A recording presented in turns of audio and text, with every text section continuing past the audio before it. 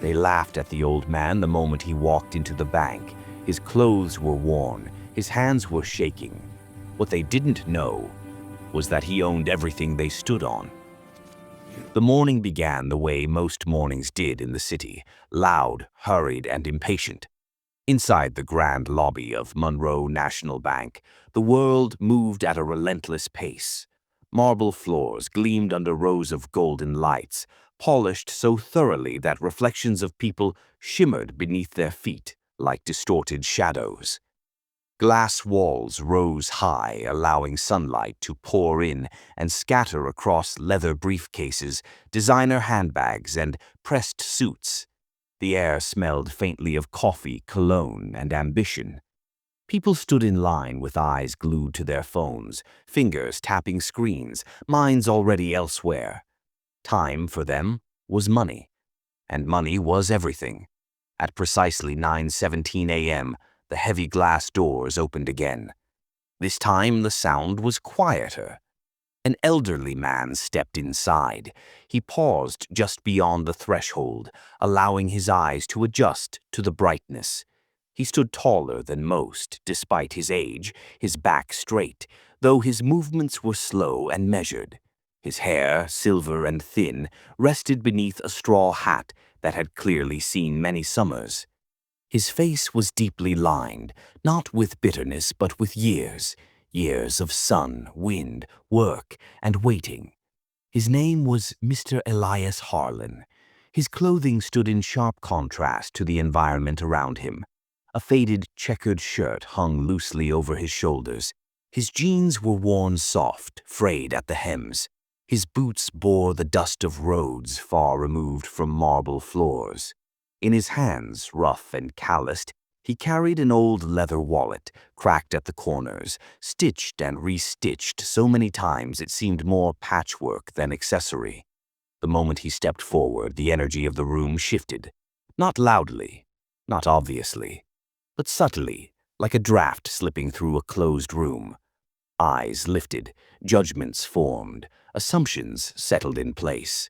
A woman in a cream blazer glanced at him, then quickly tightened her grip on her purse. A man in an expensive watch frowned briefly before turning away. A young teller exchanged a look with her colleague, lips curling into a smile she didn't bother to hide. Mr. Harlan felt every glance. He always did. Still, he walked forward. He had been in banks before, many of them. Some small and modest, some far grander than this one. But no matter the building, the looks were always the same. To the world, he appeared to be just another old man clinging to dignity with threadbare clothes and slow steps. What the world did not see was the weight he carried quietly inside. He joined the line, standing patiently as the clock ticked above the counters. He did not pull out a phone. He did not sigh or tap his foot. He simply waited, eyes calm, hands resting around his wallet as if it were an anchor. From a glass-walled office overlooking the lobby, Victor Monroe observed the scene with mild amusement. Victor was everything the bank celebrated. Young, confident, immaculately groomed. His navy blue suit fit him like armor, sharp and commanding. A red silk tie lay perfectly centered against his crisp white shirt. His hair was styled with precision, not a strand out of place. People listened when Victor spoke. They obeyed when he commanded. He believed this was leadership. When Victor noticed the old man in the straw hat standing in line, a smirk formed on his lips. He stepped out of his office and adjusted his cuffs, walking with the ease of someone who felt the world owed him respect. As he passed behind the tellers, he leaned toward one of them and whispered something. The teller snorted softly, trying to suppress a laugh. Victor straightened and looked directly at Mr. Harlan. Then, with a voice loud enough to carry across the lobby, he said, "Well, this is a surprise. If that gentleman even has a balance, I'll happily double it myself." The laughter that followed was quick, but nervous. The lobby fell quiet. Phones were lowered. Conversations stopped. Time itself seemed to hesitate.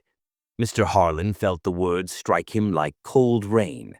He did not look up, not because he was ashamed, but because he understood something Victor did not. Arguing with arrogance only feeds it. So he remained silent. His shoulders sagged slightly, not from weakness but from familiarity. This was not the first time he had been mocked, nor would it be the last. People had underestimated him his entire life. And yet, here he stood. What Victor did not know, what no one in that lobby knew, was that the man he had ridiculed was not a beggar, nor a fool, nor a stranger. Mr. Elias Harlan was the founder of Monroe National Bank. He had built it decades ago when the city was smaller, rougher, and far less forgiving. He had started with nothing but an idea and a refusal to surrender. Brick by brick, deal by deal, he had grown the institution into what it was now. But he had never cared for attention. He never put his face on walls, never demanded admiration, never used wealth as a weapon. After stepping away from daily operations years ago, he remained the silent majority owner, observing, listening, and waiting to see what kind of people his legacy would produce. The teller finally called his number. "Next," she said, her tone light, almost playful. Mr. Harlan approached the counter, removed his hat politely, and handed over his identification. "Just checking my balance," he said softly. The teller nodded and began typing. At first, her expression remained casual. Then it changed. Her fingers slowed. Her smile faded. Her eyes narrowed slightly as she leaned closer to the screen. She refreshed the page once, then again. Her breath caught. Numbers filled the monitor, long rows of them, neat and absolute. Balances that didn't belong to ordinary accounts. Numbers that told a story of patience, restraint, and unimaginable scale. Her hands trembled. "Sir," she whispered, then stopped herself as Victor stepped closer. Victor leaned over the counter, laughing. "What is it? Don't tell me he actually has something in there." The teller hesitated. Victor snatched the printed statement from the machine and froze. The laughter died instantly. His face drained of color as his eyes scanned the page. His grip tightened, knuckles whitening. For the first time since he had entered the lobby that morning, Victor Monroe felt something unfamiliar claw at his chest. Fear. The room was silent now. Customers leaned forward, sensing something had shifted. Staff exchanged uneasy glances. The air felt heavier, charged with truth pressing its way to the surface. Mr. Harlan gently reached out and took the paper back. He folded it carefully, placed it into his wallet, and closed it. Then he spoke. His voice was calm, measured, unshakable. "The greatest balance we carry," he said, "is not written on paper." Victor looked at him, eyes wide. "It's measured by how we treat others," Mr. Harlan continued, "especially when we believe they have nothing to offer us." He turned to leave. Each step echoed softly across the marble floor. But before he reached the doors, he stopped. He turned back, slowly, and addressed the room. "I was born into poverty," he said, "the kind that teaches you patience because impatience costs too much. Every dollar I earned came from long days, tired hands, and faith that effort would eventually matter." His voice warmed, carrying through the vast lobby. "I built this bank to serve people, not to elevate egos, to give families opportunity, to help workers build futures, to remind us that money should never replace humanity." He paused, eyes sweeping across the room. "If someone looks worn, tired, or poor, remember this. You do not know the roads they've walked or the storms they've survived. Treat people with dignity," he said softly, "not because of who they are, but because of who you choose to be." Silence followed. A young mother wiped tears from her cheeks. An elderly man nodded slowly, hand pressed to his chest. A teller swallowed hard, shame and understanding mixing in her eyes. Victor stood motionless. The weight of his words crushed the arrogance he had worn so proudly. Mr. Harlan placed his hat back on his head and walked into the sunlight. He did not look back. That afternoon, whispers traveled through the building. By evening, the story reached the upper floors. By morning, it had reached the board. Days later, a meeting was called.